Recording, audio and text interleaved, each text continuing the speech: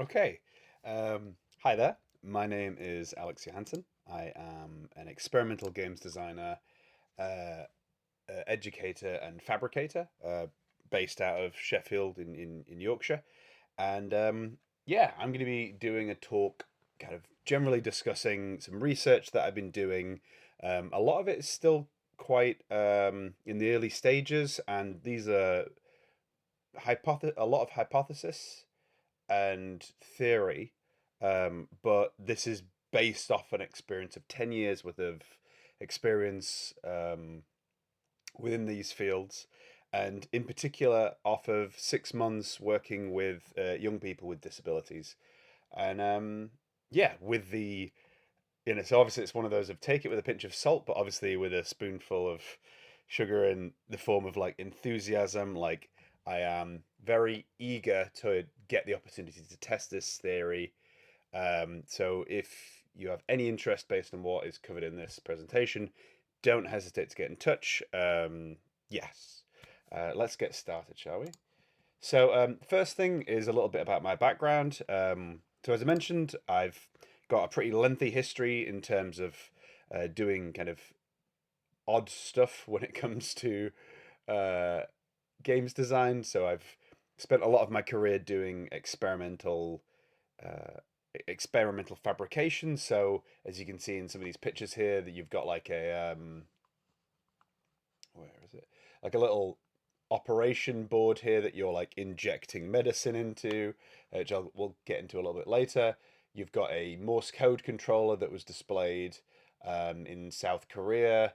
Yeah, so like, and you can see the origins of that, which were kind of made to work with a clothes peg. So, yeah, I've got this kind of lengthy history of like building stuff that is both subversive but also like more approachable to a broader audience. And I've also got quite an extensive history of like running hands-on workshops, trying to kind of broaden the not only the audience of games but those who actually get to um, express within the medium themselves. So to kind of start delving into this discussion around the elderly, I just want to start off with a quick story. So, um, probably about actually it's a bit longer than 5 years ago. Um, During the pandemic, there was an opportunity to design a interactive installation in Kings Lynn, and yeah, this basically was they wanted like an environmental installation to kind of help try and raise awareness around to kind of encourage local activism to combat climate change. And the installation that me and another artist created was this one you can see here, message in a shuttle, and that was basically um, a very simple, you know, game projection mapped on a regional landmark, and it was controlled by two foot pedals. And those two foot pedals were kind of separated apart specifically because of the pandemic, because we wanted people to kind of keep 6 foot apart.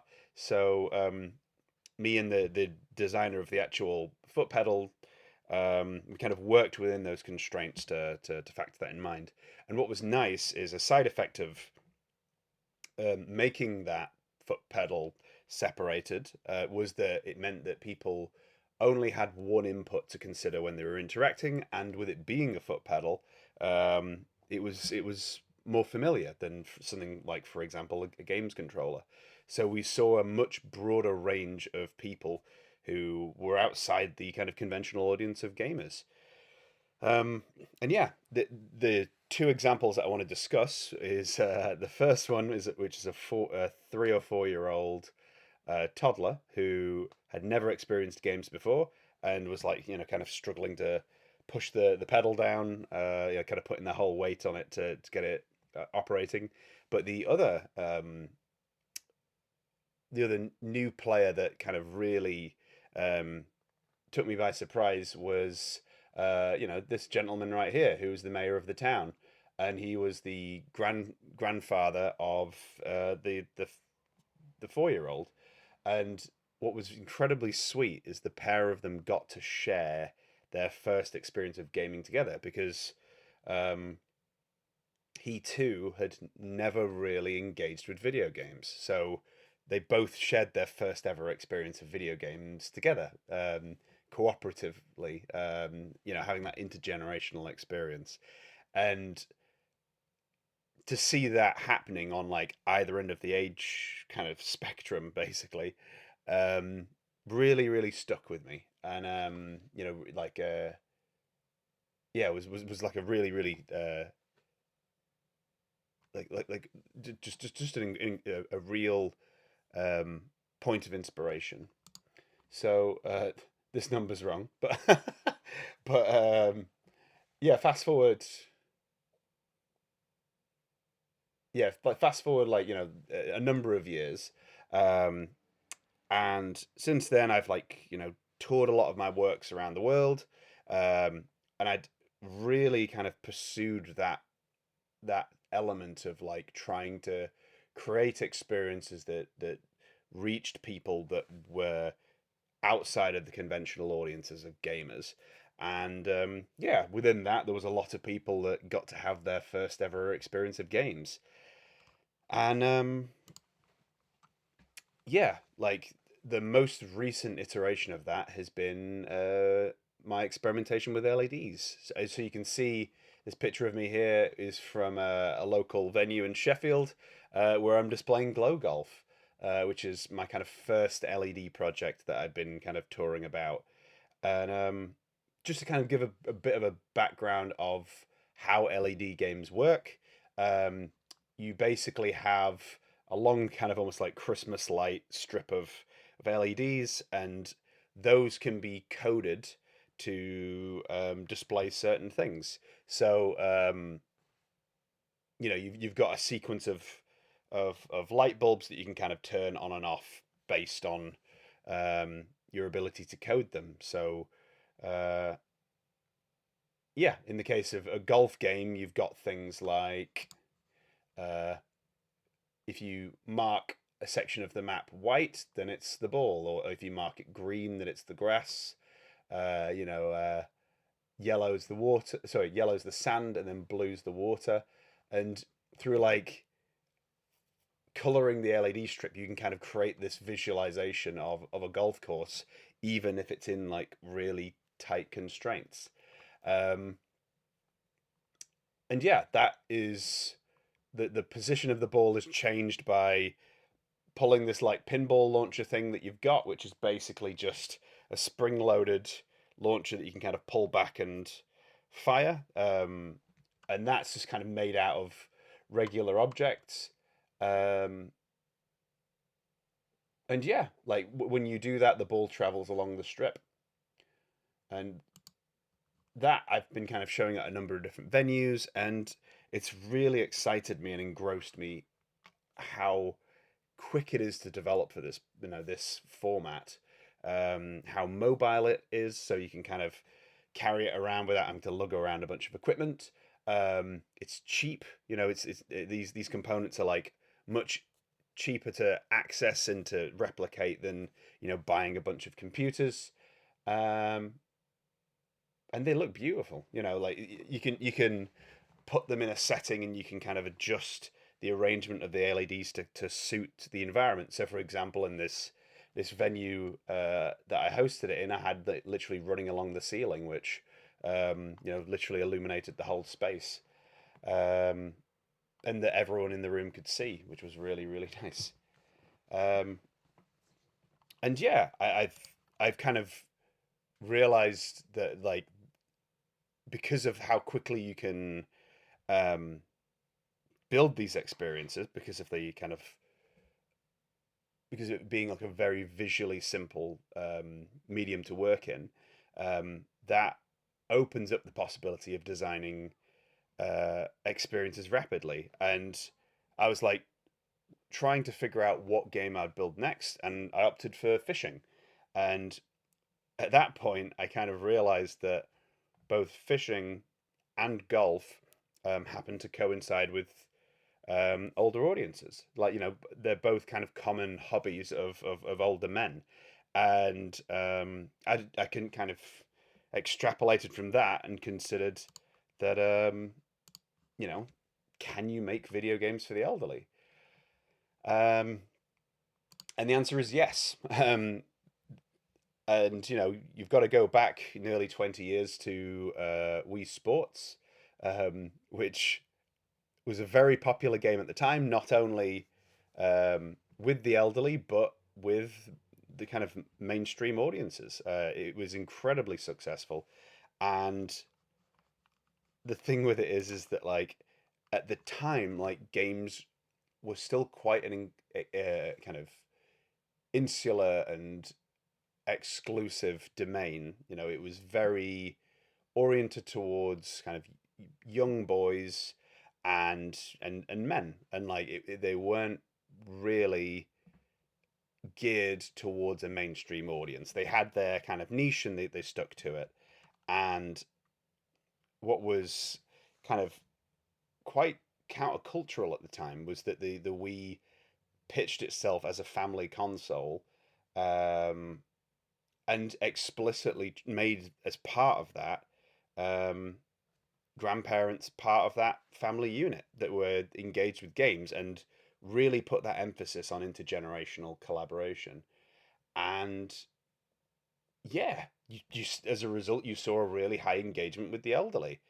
And you know, nearly 20 years on, you're still seeing adoption of, they've only just discontinued the Wii, but there are a number of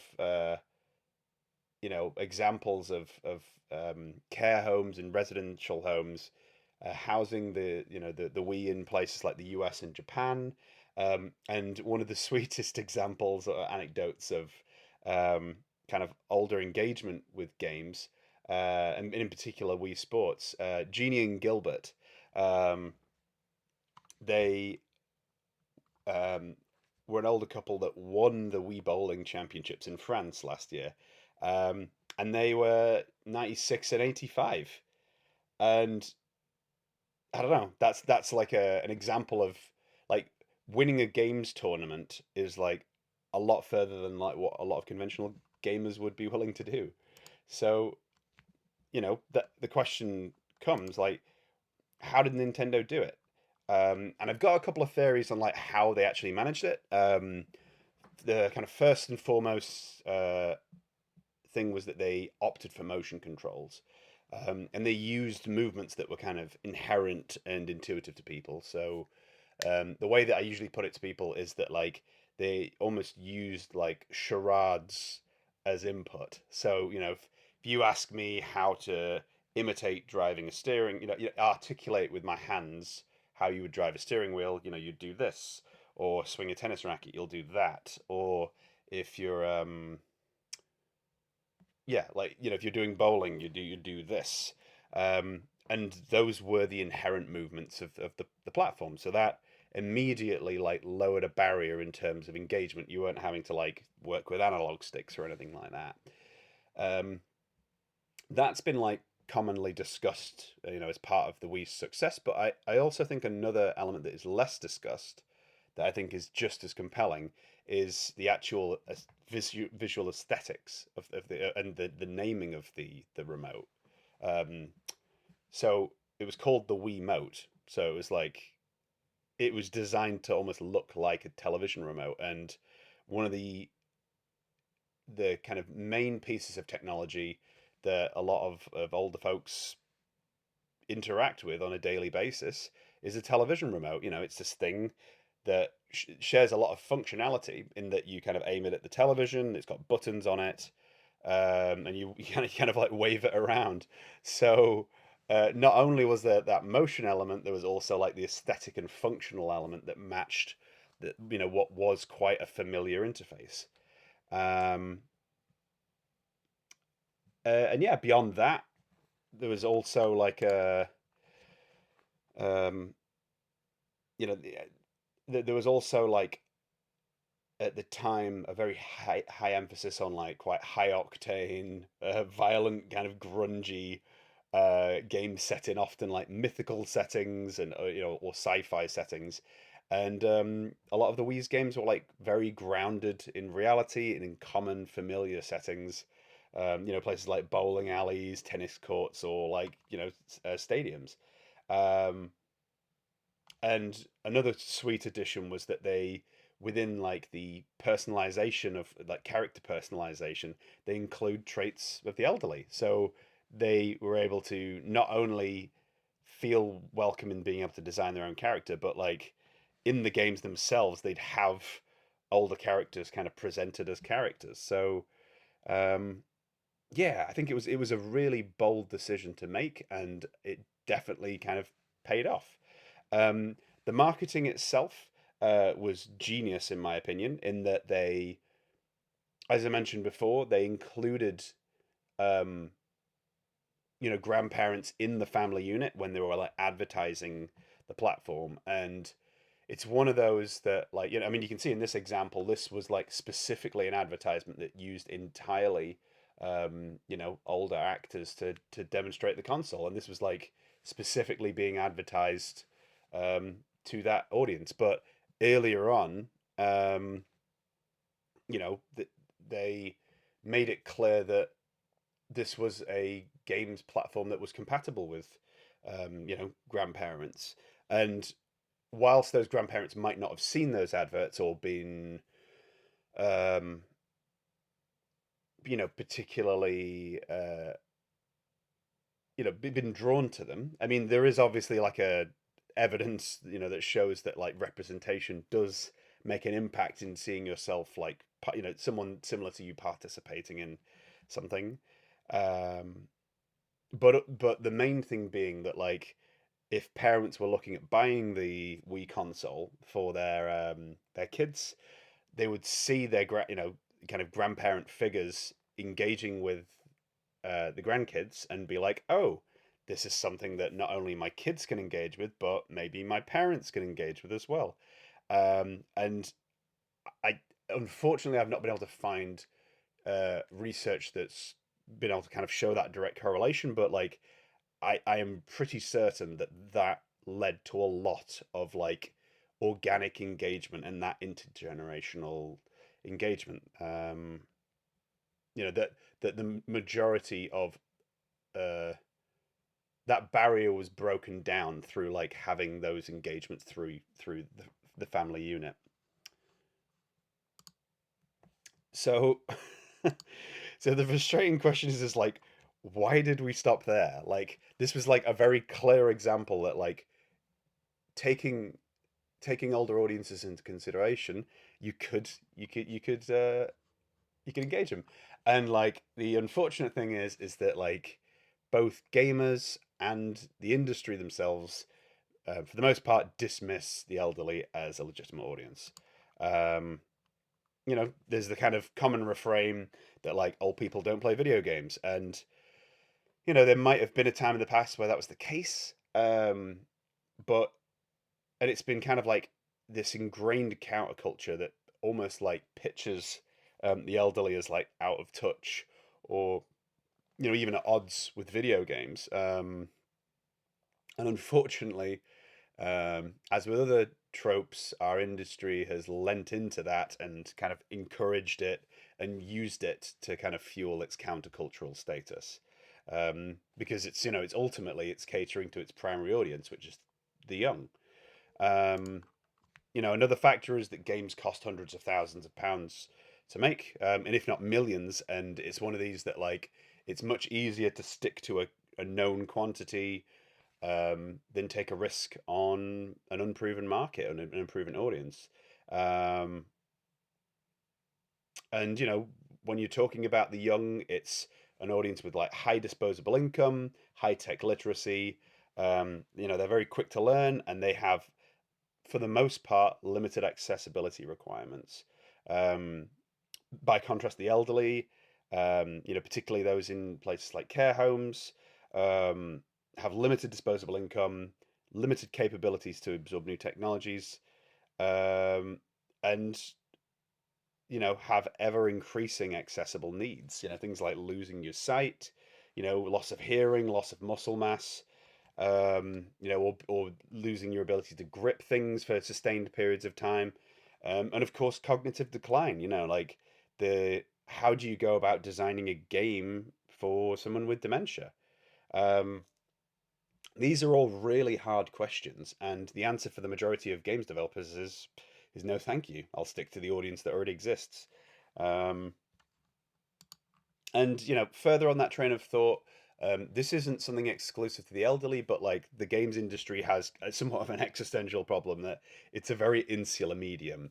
Whilst there's been efforts in more recent years to try and encourage diversity and to kind of try and get a broader audience of people participating in the process of making games, there's still a very heavy emphasis on like gamers growing up and becoming games developers.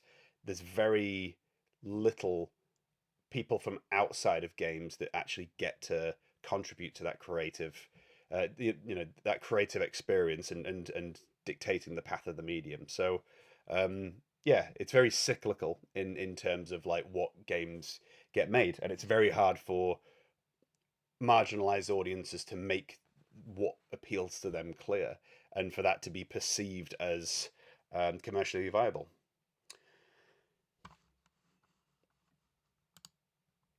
But the thing is that despite everything I've said on the last slide, like these things can be refuted, and arguably must be refuted because they can't be ignored. Games have, as I mentioned, have been advertised in the past as a young people's medium, but it's just not the case anymore. We've hit the very bleak milestone, um, as a relatively new industry, that a lot of the pioneers and early workers in games are beginning to die of old age. Um, and a lot of people that grew up with arcades are in their 60s and 70s now, and possibly even older. It's simply just not a reality that it's just for young people now. And again, it's one of these things that like I feel like the industry's somewhat fighting it in that like if it loses if it no longer becomes a medium just for young people, it loses that countercultural status. And I honestly kind of feel like similar to what happened with games being perceived as like a boys' club, we'll look back on a lot of marketing that was used to ostracize and demonize the elderly in the same way that like um, either like the stuff that was the advertising that was used to kind of exclude women and girls we'll look at in a similar way to the way that the elderly were excluded from games. Um, and yeah, further on that, like regarding commercial risk, the same arguments for decades were used to exclude girls from games. They were like, well, girls don't play games, so why would we risk making games for girls? Whilst like that has since been, debunked, there is, a healthy audience of girls and women who enjoy playing video games, and it took people to take the risk first to prove that audience. Um, and yeah, I believe that the same is true for older audiences. And the other thing is like from the other end of things, like whilst like there's issues with saturation in games right now. As you can see by this absurd number, 14,000 games released in 1 year, 40 new games a day. There is no way that is sustainable for the number of people that they're focusing on trying to capture. Um, it's arguable to say whether there's 40, new games a year for people, over 70 available, like designed specifically with them in mind. Um, and yeah, it's just reaching a point now where the standards are so high and arguably the audience is so entitled and spoilt because they are being the primary audience catered to that you just can't just deliver it, anymore. It's just unsustainable. Like what they're expecting from games to a point where, like, we're seeing a huge collapse of the industry right now.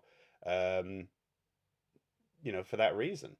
By contrast, if you're designing stuff for a new audience who has zero saturation of market, the standards are much lower. And as I'll go into later, like dropping your standards to cater to a marginalized audience isn't necessarily a bad thing because um, their expectations are lower.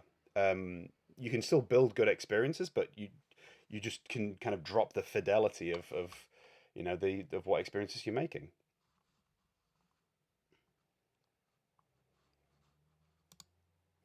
And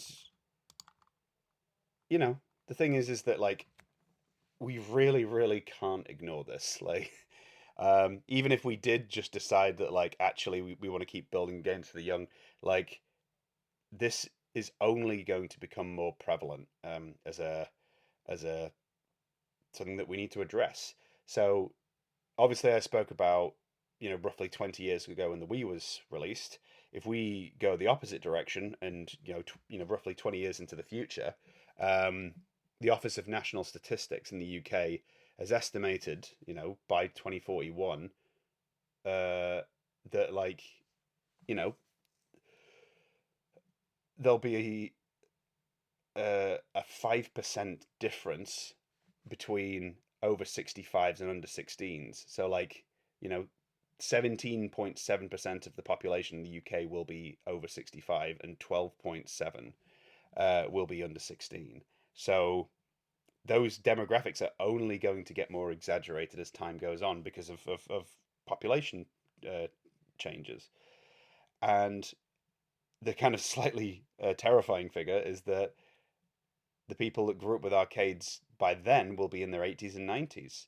Um, kids that grew up with the Wii will be in their 50s. Uh, so, like, the ages are going to skew. Like, it's inevitable. And unless those people aren't going to want to stop playing games. Like, the gamers that grew up with these things are still going to want to engage with games, but their bodies and cognitive faculties are going to be less capable of doing that. So we're gonna have to start catering for them. um, and there is some slight optimism in this regard that there was this phenomenon in the early 2010s where there was this huge upswing of experiences designed around um, what was kind of known or coined at the time as the dadification of gaming, which was basically that you kind of got a lot of more guardian, the main character being kind of positioned as a guardian for a small character, kind of vulnerable character, whether that's like a daughter or a son. Um, there was a noticeable lack of mother-based figures because for the most part, again, there is an issue with diversity in games where like a lot of seniors within senior developers within the games industry happen to be men. Um, so you didn't see that side of things, but you did see a large number of men uh, or kind of fathers being presented in games, and that was in part because of a lot of those senior developers getting into their 30s and 40s and having children, and then in turn a lot of the gaming audience having the same going through the same process, becoming parents themselves and wanting and being drawn to those kinds of narratives um, in stories. So yeah, like that just kind of happened organically over time, and there is a very real chance again in the next 20 years that you will see, um, assuming people don't retire, um, an increased number of stories around like loss or limitation or legacy. You'll see those themes starting to creep into narrative, into the narrative. Um, that's probably going to become more likely and prevalent. There's a director called Hayao Miyazaki who's a Japanese animator, and he's been animating for decades, and he's in his 80s now.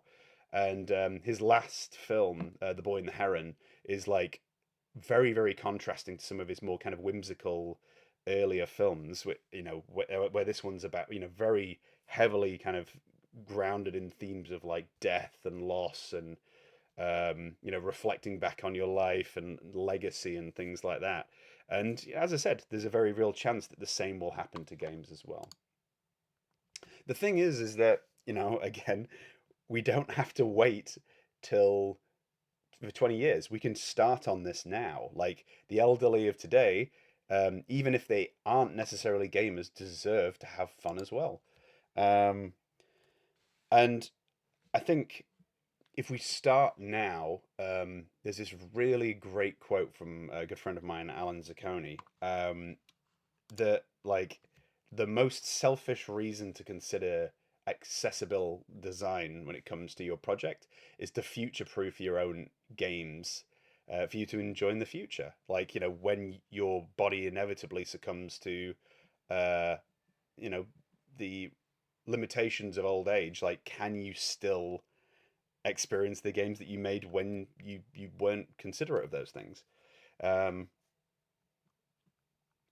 and the thing is that like for the most part, you know, the elderly are like just as playful as younger audiences. Um, they are, I would say, one of the most deserving audiences for gaming. Being deprived of agency, mobility, um, you know, often the ability to socialize, and in a lot of cases, an absence of mental stimulation. Um, and in particular, like where it becomes really important, like there's so many studies out there showing that like regular engagement with games can be a means of reducing cognitive decline. Improves things like memory, um, and combats things like dementia. Um, and the lack of stimulation for folks at old age is a real tangible hazard, and even a silent killer. Um, there are researchers that are exploring this area. It is Joel Krusselbrink who is doing some fantastic work in the Netherlands, where he has these workshops that he runs with elderly residents who have like specific mental health conditions, associated to like limitations of motivation. And he gets them to do these like really like tactile, playful experiences with like simple, familiar, and like improvised experiences. So something like, see how many ball pool balls you can hoover up with this vacuum cleaner. And he designs them with like tactile, familiar, peripherals. um, and he just works with them to kind of design these experiences and does things to try and engage and motivate them. And he's seen like a high level of engagement and success, and he's helped a lot of people, whilst also producing these kind of lovely videos of older audiences expressing like an eager enthusiasm and playfulness. Um, there's many other examples showing like care residents, um, kind of having fun. One recent example from the pandemic was there was four ladies in a care home who were being like wheeled backwards and forwards by some of the staff there, where they had like nets and they were like reaching out to a pool in the middle of ball pool balls, and they were basically in a COVID distance safe format were doing Hungry Hippos. And it's just lovely, And the thing is that this doesn't cost like absurd amounts of money to do. It's like made with common objects, and it's like kids do when they're young. You make your own fun, um, and it's there. It's very clear that these people can be engaged if there's a will, and that's not restricted to the physical realm.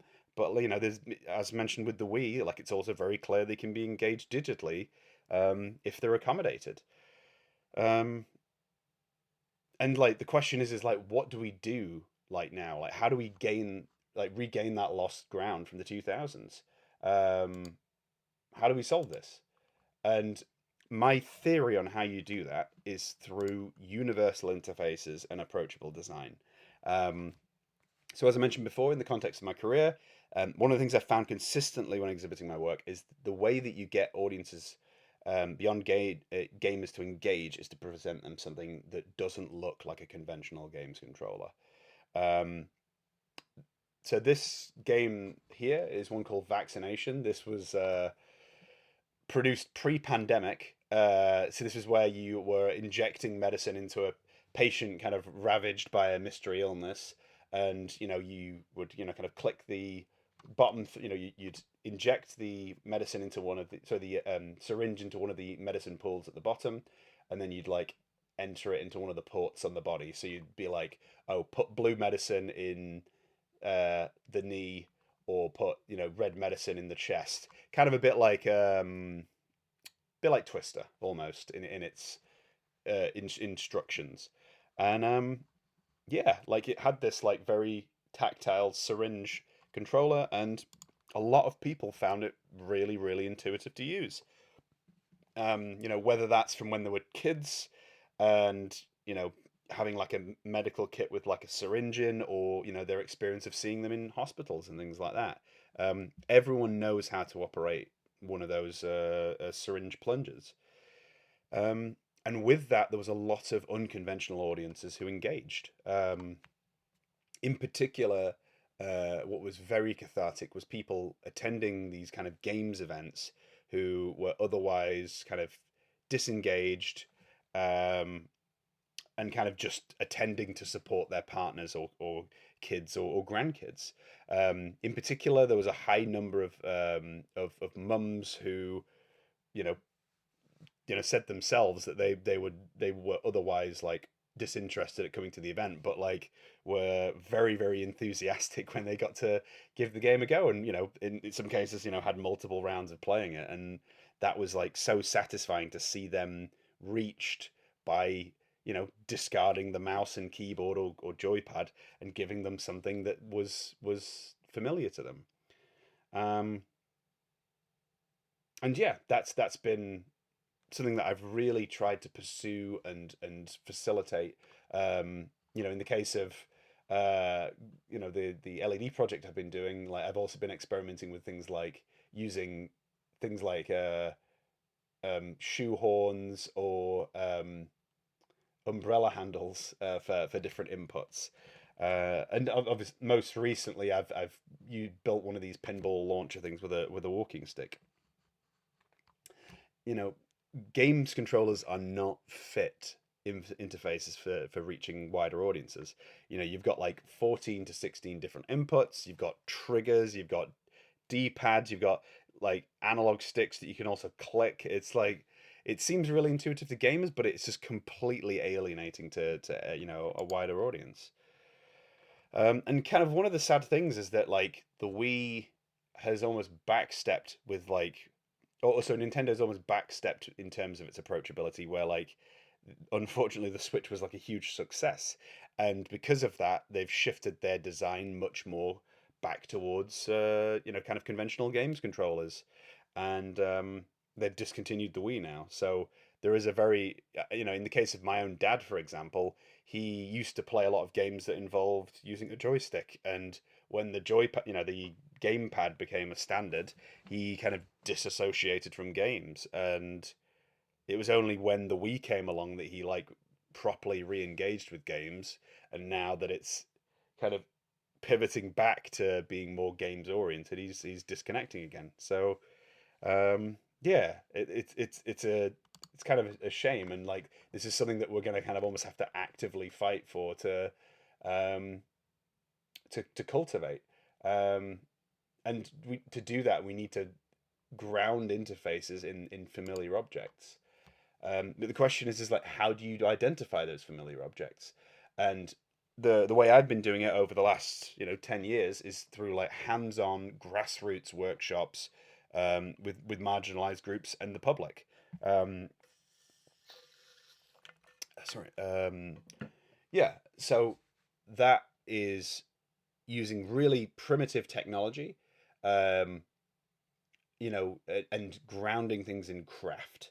So the workshops that I run, basically, I present people with very very simple games with like primitive inputs. So for example, you can see in this top corner, you've got a little racing game where you push two buttons, like back and forth alternating to make a character run. Um, but what I do is I'm like, don't use two keyboard buttons, or game, arcade buttons. You know, show me what interfaces is intuitive to you. And what's lovely about this controller is it's made by this lady here, and for her, the reason that she made this controller is, and when I asked her like what inspired you to come up with this controller idea, it's scratch cards. So for her, that motion of like clearing a scratch card was intuitive to her, and for me that was like a real light bulb moment that like you if that interface was intuitive to her, there's a very real chance that within her demographic, uh, this interface would make this game intuitive to other women of her age. And again, that question of like what other interfaces resonate with that age group. So it's this very real, organic way of surfacing what interfaces are intuitive to marginalized groups. Um, and in particular, like I like that it's not prescriptive. There's a lot of conversations around accessibility where it's people making assumptions on like what is best for audiences, um, and yeah, like putting those tools in their hands and letting them express themselves. I think it's really like a real point of empowerment, um, particularly in an era where like increasingly the elderly are like marginalized and alienated from technology. And the thing that's great about this is that this is a format that benefits other marginalized groups through that participation. So you know, could like that could that this controller on the other page also work with other groups? Um, if you have a 90-year-old make a games controller that is compatible with them, when they've got like severe arthritis, there's a very real chance that that will work for someone in their 60s as well who also has arthritis, or a teenager with motor issues. Um, there's that kind of real cross pollination and kind of solidarity of like building experiences that benefit one another. um,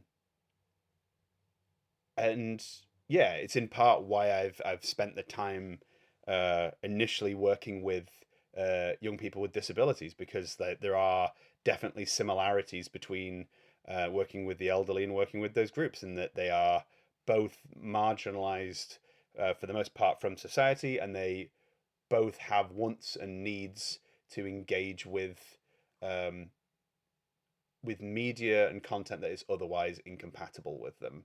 There hasn't been accommodation for their needs. Um, so yeah, and again, there is that cross pollination and benefit.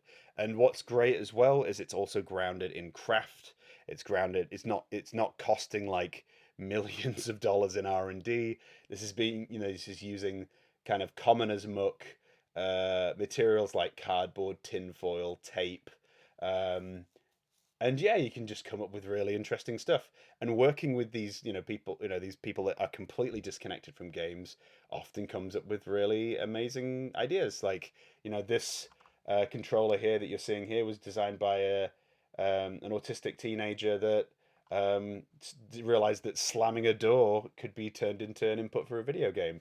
And what I love about that input is that like doors exist everywhere in the world, more or less, and everybody understands how to operate a door. So that's like a universal input. Like everybody understands how to operate that interface. Some other considerations for like engaging older audiences. So just to kind of like kind of bring back what I was talking about before, like lowering the fidelity but like retaining the quality. So with this is like my fishing game that I've been mocking up. Um, so you've got like your fishing rod here, you've got your water, you've got your fish, and you cast out your line and you've got to try and catch fish. This is the kind of vector-based mock-up of it here. And the thing is that like um, these audiences don't need really high budget experiences. They just need stuff that is charming and is well designed, and that can be done cheaply.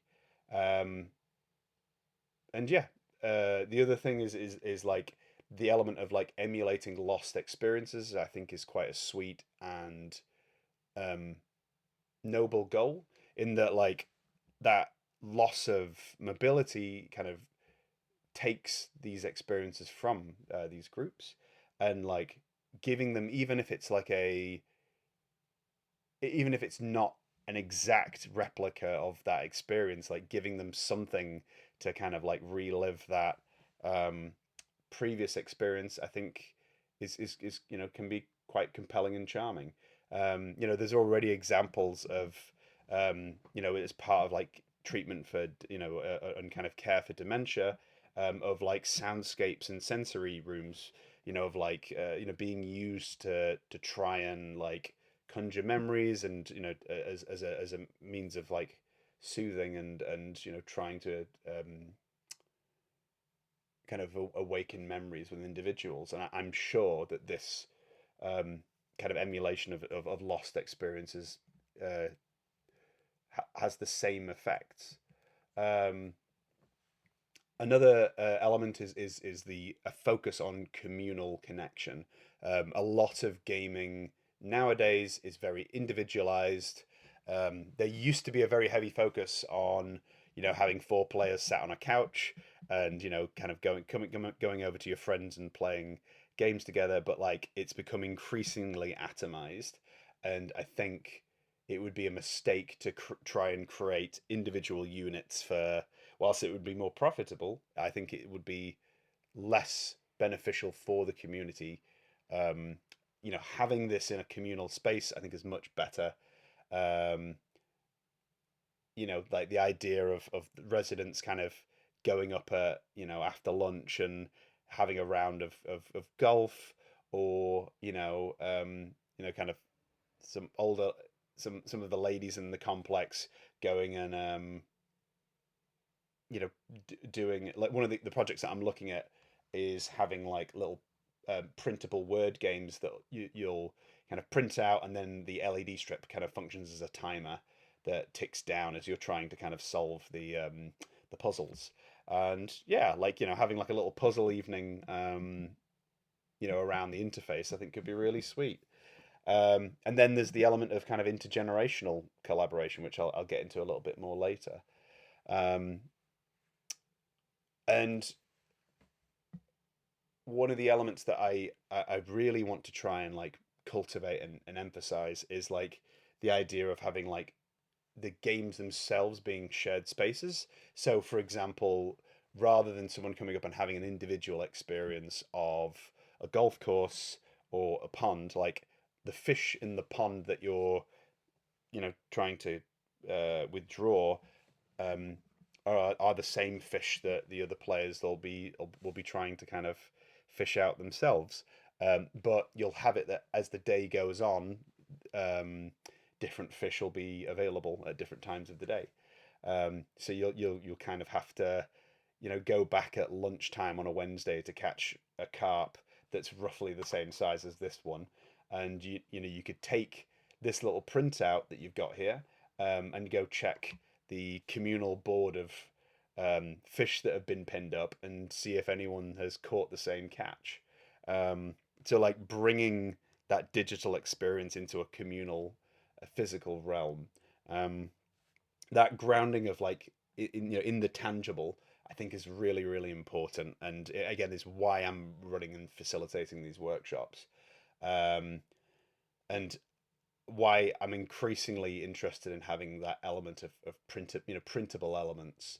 Um, whether it's for the golf, having your score being, having a little score sheet printed out, as I said, whether it's having like a daily puzzle that's printed out in the common room that everyone kind of uh, goes and checks out when they in the morning, gets them out of the room to go kind of see what the daily puzzle is.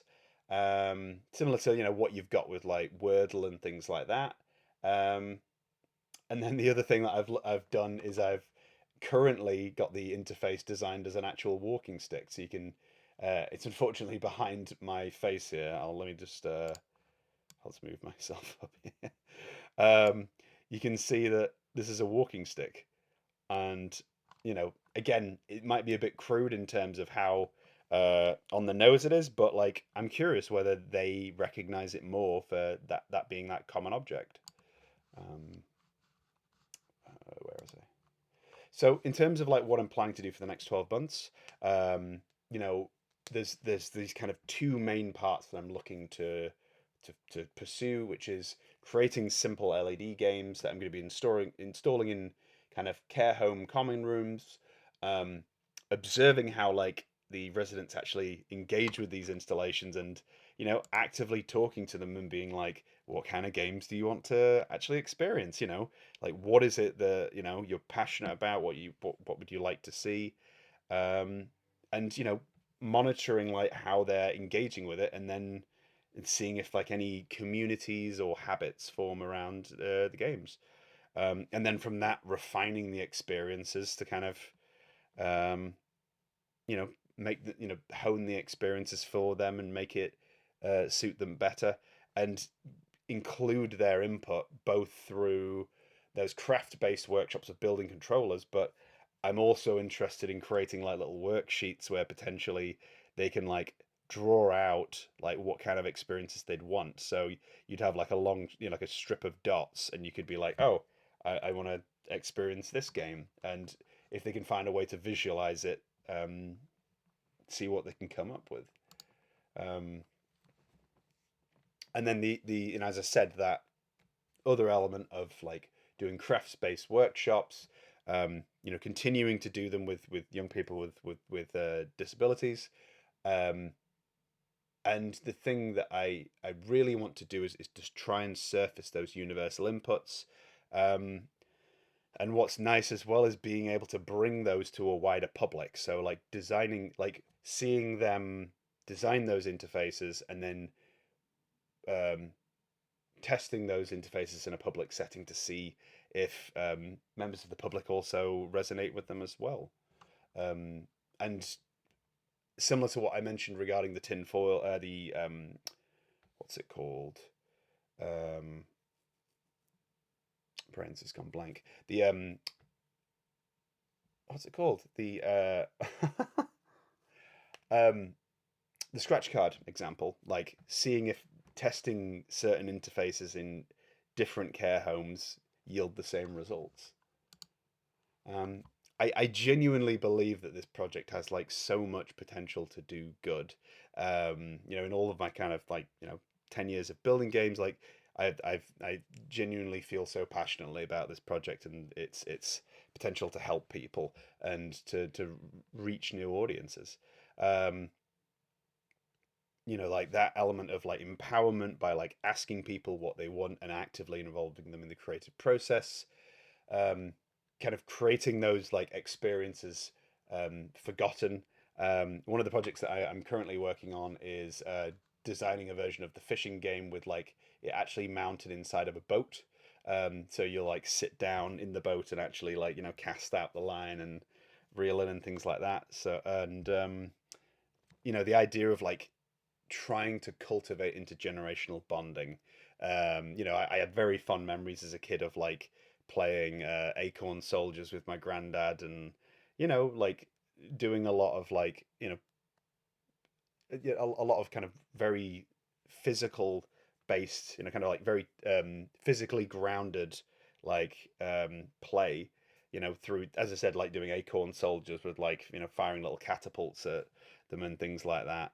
Um, and yeah, unfortunately, like that, a lot of that has been lost, and being able to provide um, the people in these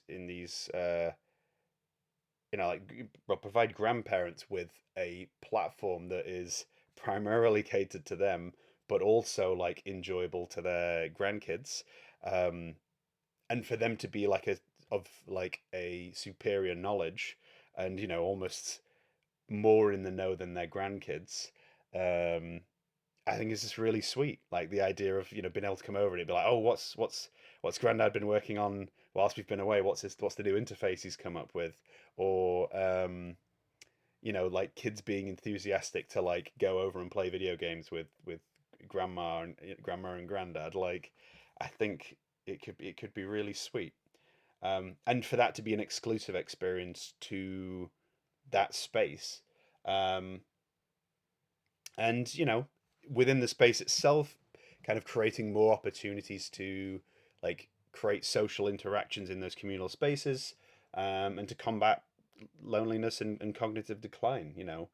And hopefully, through running these, uh, as I'd emphasized earlier, like this isn't exclusive to the elderly. Like this should hopefully be able to be used to kind of create a blueprint for like how to um, kind of make a framework for like accessible and approachable design.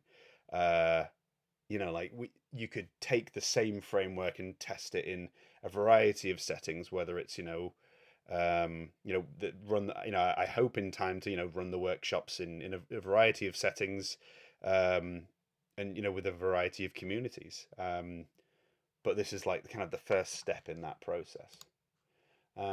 There's also, whilst this is obviously quite a project that I'm quite excited about. What is nice is that there is already signs within games that like we may be able to move in that direction and that change may be closer than we think.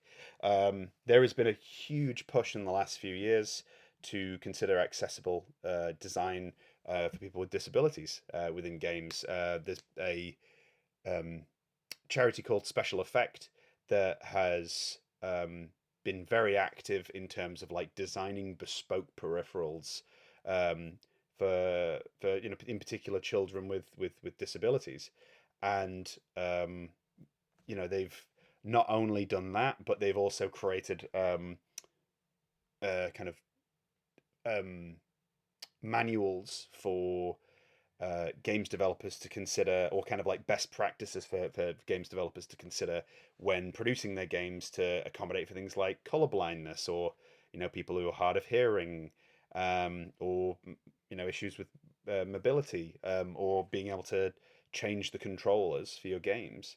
Um, and those are being increasingly adopted in games and are being praised for having done that.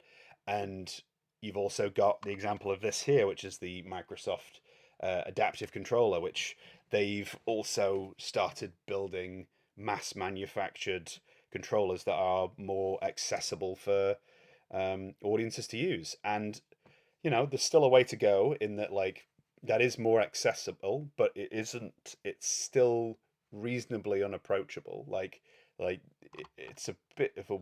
It still looks. It it it looks less. It looks more approachable than a games controller, but it's still quite abstract as an interface. And I think it's not much of a stretch for us to take the lessons that have been learnt from um, facilitating and welcoming people with disabilities into games and accommodating for them more, to take the same steps to welcome in older audiences. And I hope that through the work that I'm doing, and that and through others, like like Yoel, that we'll get there sooner than we think. Um, yeah, that's everything. Thank you so much for your time. I aware that was a lot of information to kind of offload in one sitting, but yeah, I'm genuinely really appreciative for you taking the time to look through this. If you have any interest in the research that I'm doing, and or have like groups that you'd be interested in me running sessions with, or if you know of any research or pots of funding or anything like that, I'd really, really appreciate you getting in touch. You can get in touch at alexjohansson@hotmail.co.uk. Yeah, thank you so much, and yeah, hopefully hear from you.